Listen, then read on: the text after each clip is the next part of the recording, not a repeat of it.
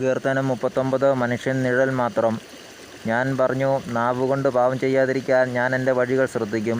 എൻ്റെ മുമ്പിൽ ദുഷ്ടർ ഉള്ളിടത്തോളം കാലം നാവിന് ഞാൻ കടിഞ്ഞാണിടും. ഞാൻ മൂകനും നിശബ്ദനുമായിരുന്നു. എൻ്റെ നിശബ്ദത നിഷ്ഫലമായി. എൻ്റെ സങ്കടം വർദ്ധിച്ചുകൊണ്ടേയിരുന്നു. എൻ്റെ ഉള്ളിൽ ഹൃദയം തപിച്ചു. ഞാൻ ചിന്തിച്ചപ്പോൾ അത് കത്തിജ്വലിച്ചു. ഞാൻ സംസാരിച്ചു, കർത്താവേ, അവസാനം എന്തെന്നും എൻ്റെ ആയുസ്സിൻ്റെ ദൈർഘ്യം എത്രയെന്നും എന്നെ അറിയിക്കണമേ. എൻ്റെ ജീവിതം എത്ര ക്ഷണികമാണെന്ന് ഞാൻ അറിയട്ടെ. ഇതാ, അവിടുന്ന് എൻ്റെ ദിവസങ്ങൾ ഏതാനും അങ്കുലം മാത്രമാക്കിയിരിക്കുന്നു. എൻ്റെ ജീവിതകാലം അങ്ങയുടെ ദൃഷ്ടിയിൽ ശൂന്യപ്രായമായിരിക്കുന്നു. മനുഷ്യൻ ഒരു നിശ്വാസം മാത്രം, മനുഷ്യൻ നിഴൽ മാത്രമാണ്. അവൻ്റെ ബദ്ധപ്പാട് വെറുതെയാണ്. മനുഷ്യൻ സമ്പാദിച്ചു കൂട്ടുന്നു, ആരനുഭവിക്കുമെന്ന് അവൻ അറിയുന്നില്ല. കർത്താവെ, ഞാൻ എന്താണ് കാത്തിരിക്കേണ്ടത്? എൻ്റെ പ്രത്യാശ അങ്ങയിലാണല്ലോ. എൻ്റെ എല്ലാ അതിക്രമങ്ങളിൽ നിന്ന് എന്നെ മോചിപ്പിക്കണമേ.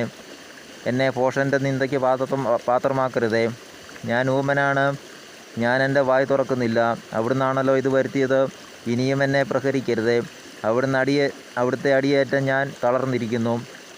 പാപനിമിത്തം മനുഷ്യനെ അങ്ങ് ശിക്ഷിക്കുമ്പോൾ അവന് പ്രിയങ്കരമായതിനെയെല്ലാം അവിടുന്ന് കീടത്തെ പോലെ നശിപ്പിക്കുന്നു. മനുഷ്യനൊരു നിശ്വാസം മാത്രം. കർത്താവെ, എൻ്റെ പ്രാർത്ഥന കേൾക്കണമേ. എൻ്റെ നിലവിളി ചെവിക്കൊള്ളണമേ. ഞാൻ കണ്ണുനീരൊഴുക്കുമ്പോൾ അങ്ങ് അടങ്ങിയിരിക്കരുതേ. ഞാൻ അങ്ങേക്ക് അല്പനേരത്തേക്കുള്ള ഒരതിഥിയാണ്.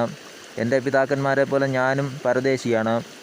ഞാൻ മറിഞ്ഞില്ലാതാകുന്നതിന് മുമ്പ് സന്തോഷമെന്തെന്നറിയാൻ എന്നിൽ നിന്ന് ദൃഷ്ടി പിൻവലിക്കണമേ. ദൈവമായ കർത്താവിന് സ്തോത്രം.